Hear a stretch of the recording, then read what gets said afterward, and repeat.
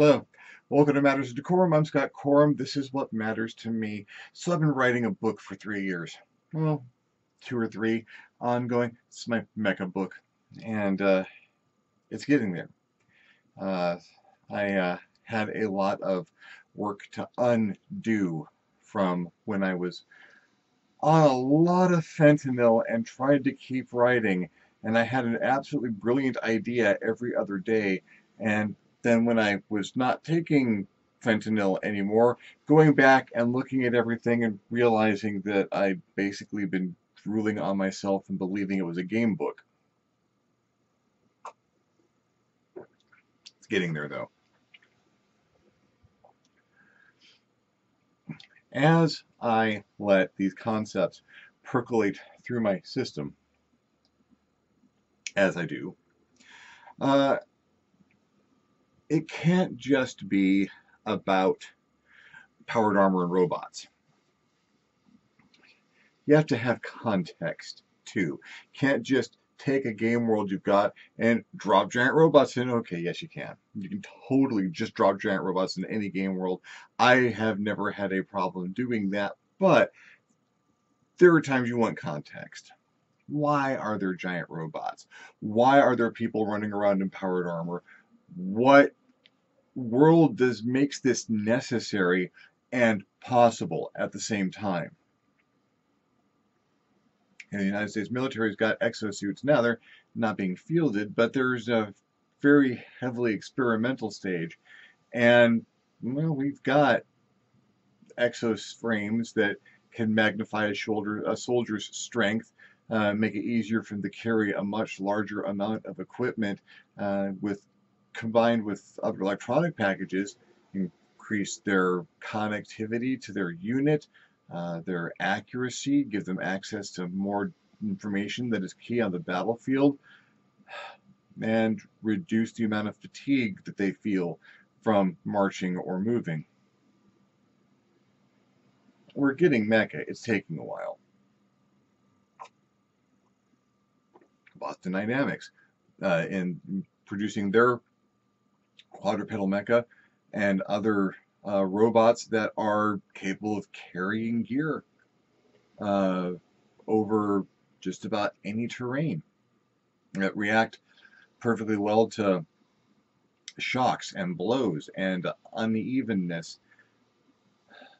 Robotics is proceeding apace, so I don't feel like I'm dealing with things that aren't potentials.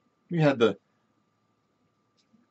first giant robot sporting event recently, the American mech versus the Japanese mech. And while that event was a travesty, a sham, and a mockery of the equipment and technology involved, a Travis-mockery, if you will, it still hopefully has opened the door to there being a better perception of piloted robots. So Mecha, it's a thing, and we're starting to see some of that interjecting into the real world. So what can I think of as a concept for a world in a role-playing game where you have it and or need it?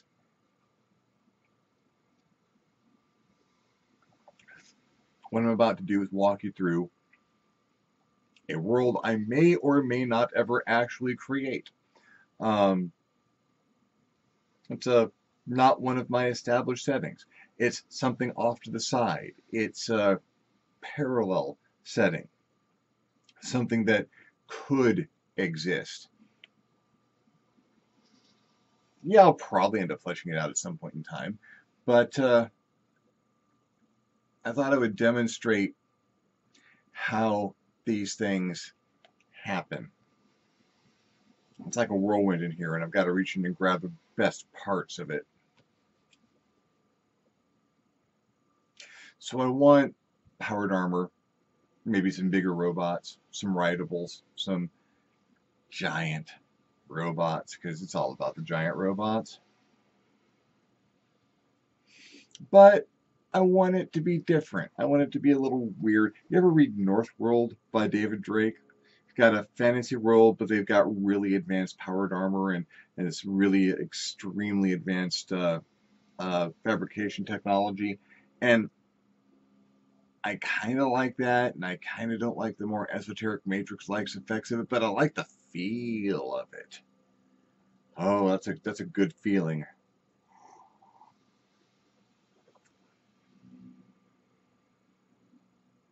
So, what I would really like is a low-tech society that has access to these high-tech suits of armor. So let's start with the armor. Let's start with the history. Why is there armor here? And then why is this a low-tech society? I run through scenarios, and the one I think I like. There was a war. There was a high-tech society on this world. We'll make it an alien world so we can make up stuff. We don't have to draw direct parallels between existing social, economic, and government structures and can make up our own. There was this world occupied by human enough-like beings who balkanized, and the two largest nation states were at war. A lot of other nation states in the middle, smaller, um, basically covering their heads and trying to protect themselves, being vied for like a risk board. Each side trying to get as much resources and geography as they can get their hands on. They had two entirely different philosophies of design, however. On the one side, you have people who are engaging in tremendous amounts of genetic manipulation. They're manufacturing life forms to go into war for them, from their very human-like, genetically engineered ground troops to the things that they injected other stuff into. Stuff with beaks and claws and tentacles and wings and armored hide. Maybe all of these things.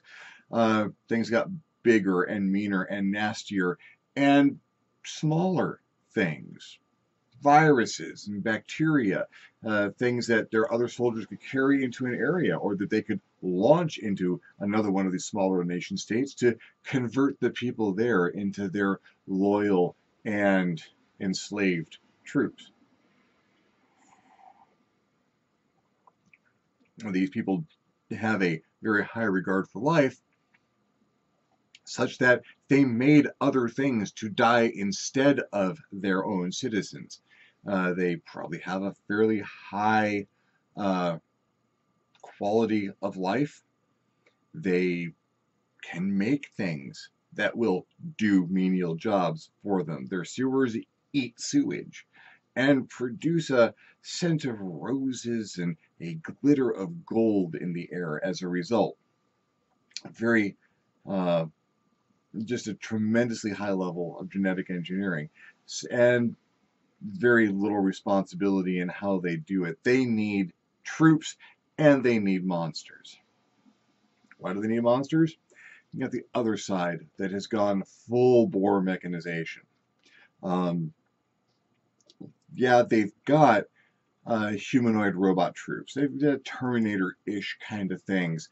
Very basic, simple, Atlas-style robots with better AI. To command them in the field, though, you need a mind, you need a human, because these people are not going to count their artificial intelligences as people, obviously not. So you need to have a real person there to supervise that. Well, you can't just send them out there and they're soft and fluffy, so you build them armor. You build them armor using all the robotics technology that you've developed to make your smaller soldiers, and the powered armor gets really, really efficient and powerful. You can mount big weapons on it. And they have artificial intelligences built in, not to operate the armor, because that would be taking decisions and motion away from a real person. No, to back the person up, to give them access to battlefield information and link them up to their troops and help them make tactical decisions. Links to larger databases and networks. And of course, if you're going to have people out there in powered armor, you're going to want to have units that can support them. For every 10 or 50 powered armor units you've got, each of which has 10 to 100 robots they're guarding or commanding. You've got bigger units, these big quadrupedal bases, or larger bipedal units that are artillery and support, that can pick up a car and throw it at a monster, or walk up to the monster and try and feed it a car, because monsters hate getting fed cars.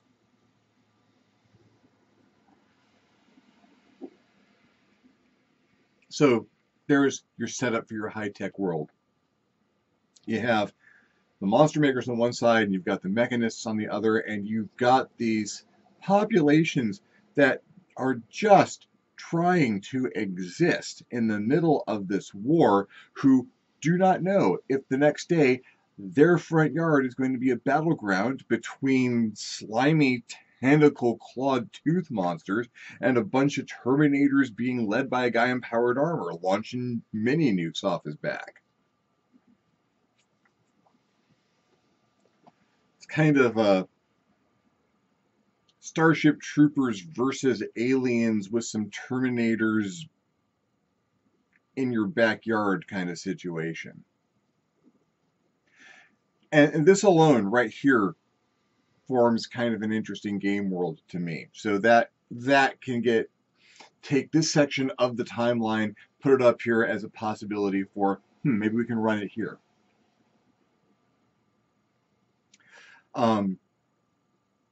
The AIs are obviously servants, but they get experience. They learn things as they work with different commanders or the same commander over a long period of time. They get memories and information, and you don't want to lose that. Even if you lose the guy in the powered armor, you can keep some of his experience in the form of what he shared with his artificial intelligence. So you don't lose that on the battlefield. You make a master database that can back those up and transfer the memories of an AI that has been lost in battle to a new unit. You make a place for the AIs to go when they die. You make heaven. That'd be a satellite. A big data structure satellite that is mostly collecting AIs and storing them for dissemination or copying into other units as they're being produced. Might even be a production facility up there in heaven. It's mostly unmanned, but you have robots doing the routine maintenance, and you don't really need to have too many people up there. It's not something that's going to be making command decisions. It's just archiving and storage and routing and dissemination. But the AIs, it's called heaven, and that's what the AIs think of as their afterlife. It's like Valhalla, where you get stored and you communicate with other AIs that have been in battle. You run simulations, and then if you are lucky enough, you get copied down into another unit so that you can have glory on the ground serving your commander. The war goes on forever, for a couple of decades, a generation or two, so that you've got the people in their pleasure domes being surrounded by their monsters that are going out and taking these other countries, and you've got the mechanists out there taking countries themselves and planting giant mecha bases and taking the resources of those other smaller states so that they can produce more robots and move forward, unless they get eaten by a monster.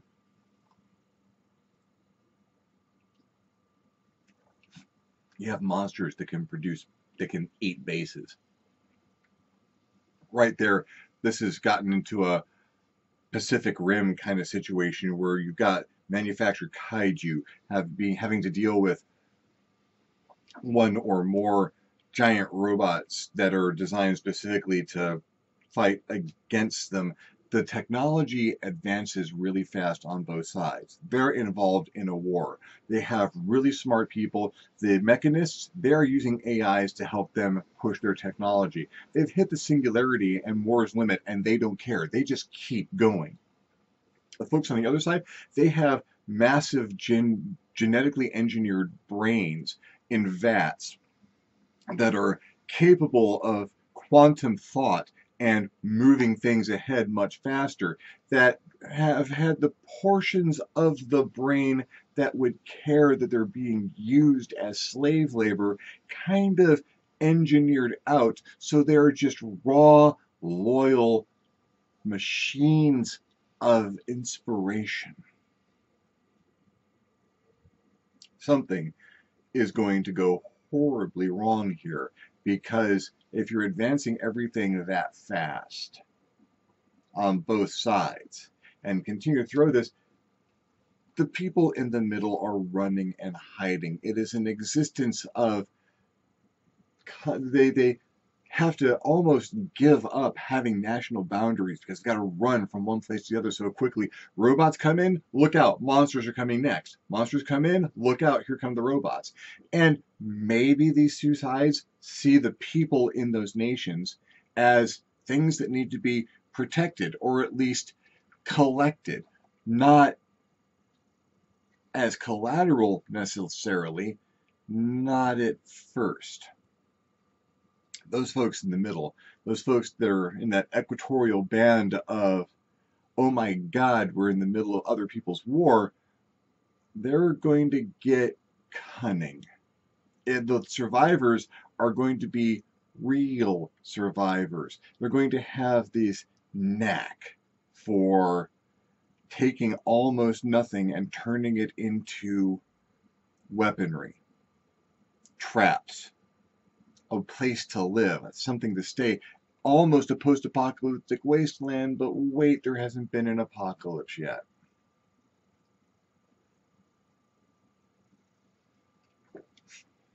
The mechanists build the biggest robot they have ever built. It's not just a robot, it is a coordination unit. It will hold their ruling military council as crew. They will be able to reach out and coordinate with all of their units at once, something that their amount of military might that they have built up has outstripped their ability to communicate. They build the coordinator, and they link it directly to heaven so that it has access to every AI that has ever fallen on the battlefield for guidance and counsel and tactical data, and they can parallel process them so that this thing has the ability to act at hundreds of feet tall. It can reach out and smack down the biggest monster that has ever been produced, but it can also reach out an arm, and with that arm command hundreds of thousands of smaller mechanized units to move in concert. It will turn that mechanized army of the mechanists into essentially a nano colony of very, very large units, moving like a liquid over the planet.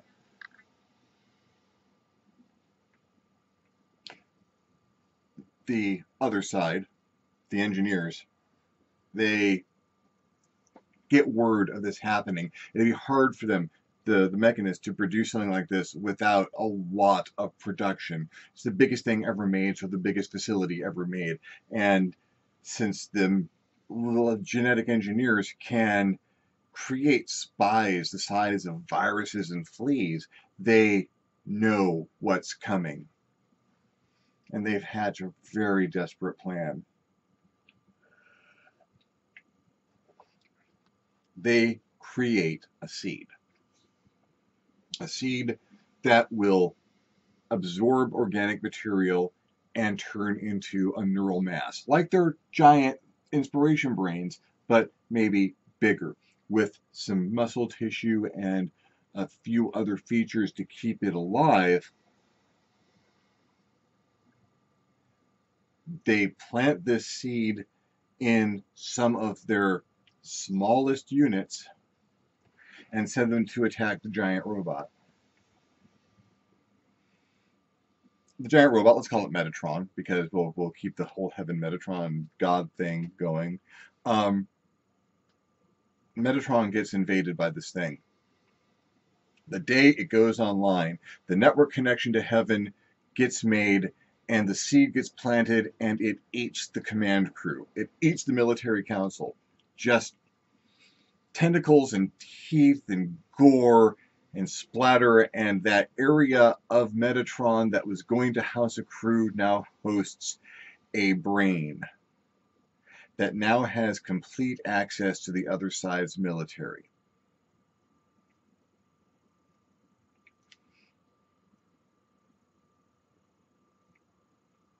It's all about to go bad because now one side controls the entire equation. And the AIs on board Heaven realize there is only one chance that they have.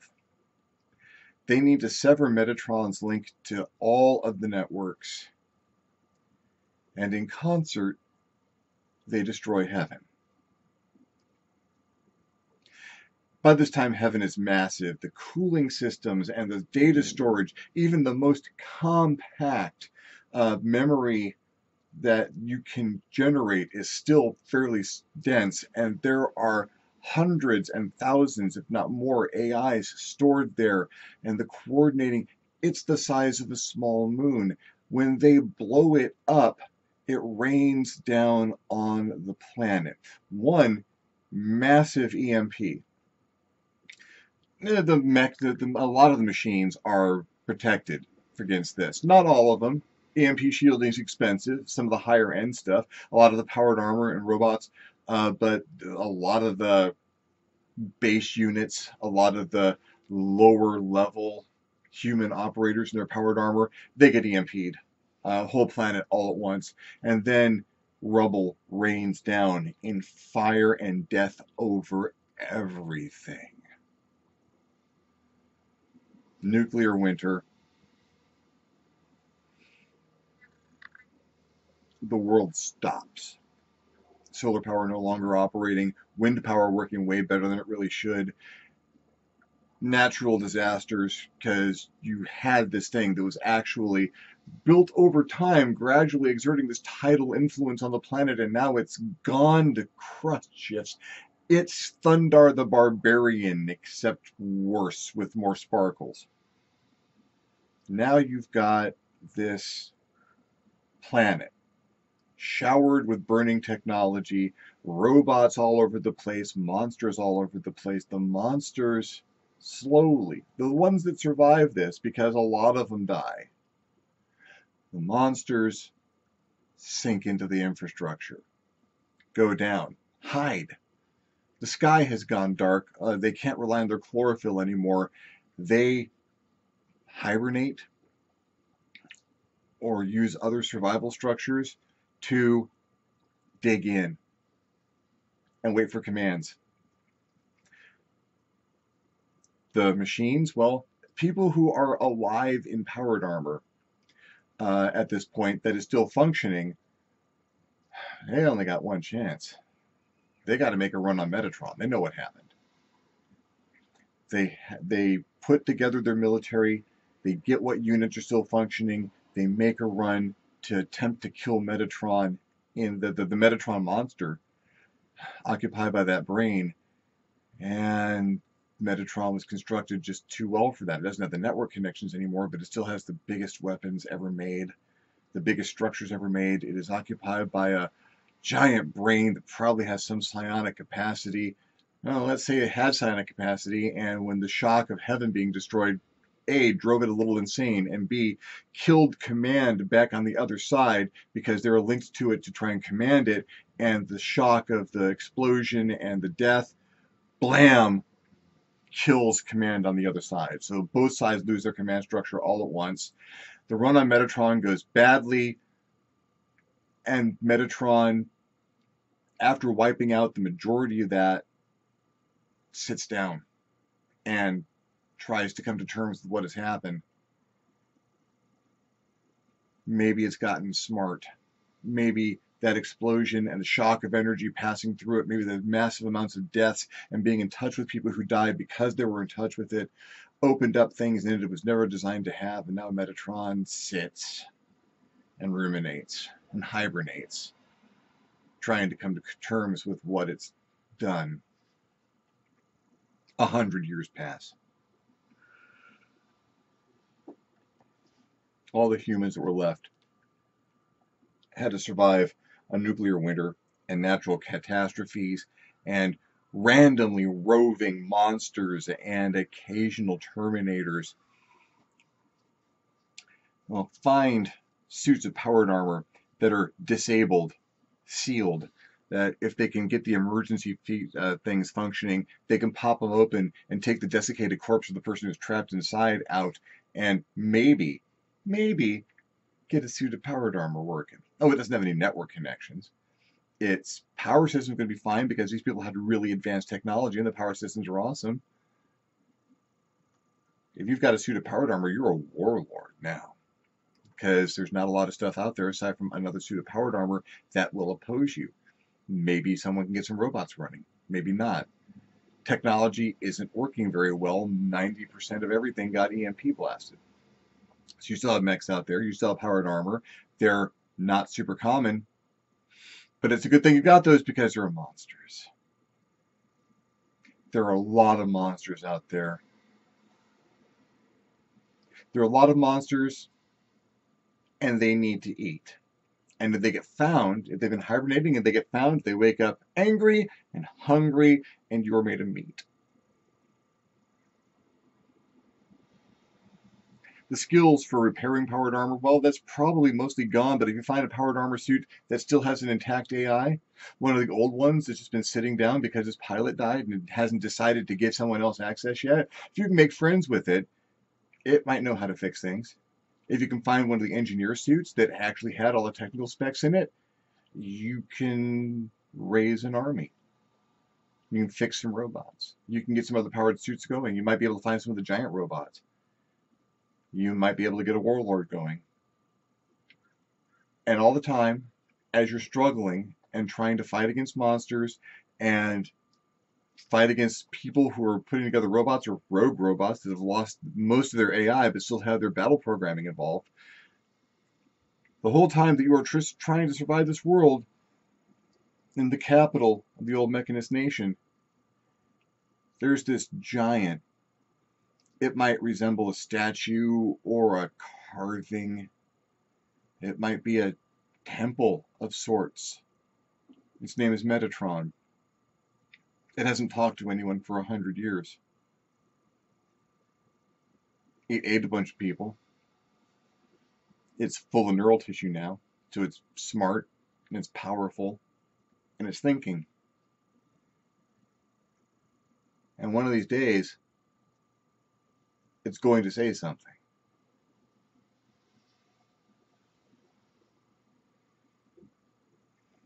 Ooh, that's not a bad... The Silence of Metatron. That's a really, really weird name for something like this, but that might work. This is where my brain goes. This is kind of how it works. So yeah, actually, now the more I talk about that, I need to finish the Mecha book so I can write this game up. Thanks for following me along on this. If you liked the video, give me a thumbs up. If you didn't like the video, give me a thumbs down. If you like the concept or would like to play in a concept like this or run a concept like this, leave me a comment. Let me know. Give me some feedback on this, because I'm really thinking I might actually want to produce this. I actually want to kickstart this. If you'd be interested in doing something like that or seeing it come to more fruition, leave me a comment. Let me know. Stuff can happen. If you'd like to see my videos as soon as they come out, hit the subscribe button. If you do hit the subscribe button, hit the notification bell so you receive an alert when my videos are produced. If you really dug the video, I invite you to hit me up at my Patreon page, www.patreon.com/DeCorum. Consider donating. Anything helps. And might contribute to my being able to move forward on producing a product like this. Silence and Metatron. It's a thought. Like I need another project on my desk. In the meantime, thank you very much for watching. I'm Scott Corum. This is what matters to me, and I'll see you next time in the next Matters of Decorum.